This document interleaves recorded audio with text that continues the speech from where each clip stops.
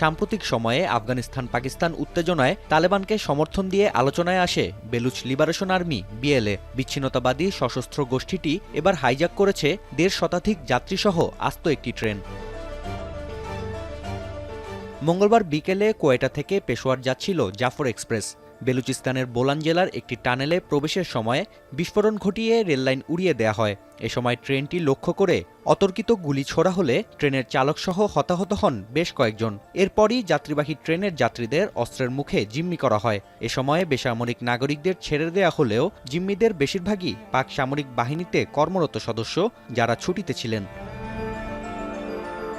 সেনাবাহিনী উদ্ধার অভিযান চালালে সব জিম্মিকে হত্যার হুমকি দিয়ে বিবৃতি দিয়েছে বিএলএ।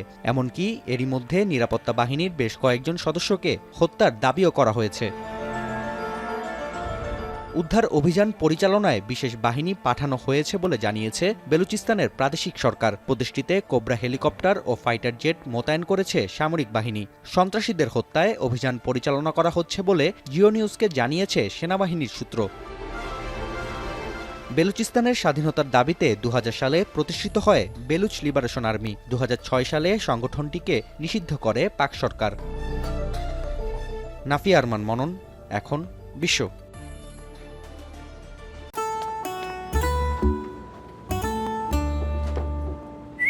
এই ঈদে জুয়েলারি ক্লোদিংয়ে বিকাশ পেমেন্টে ডিসকাউন্ট।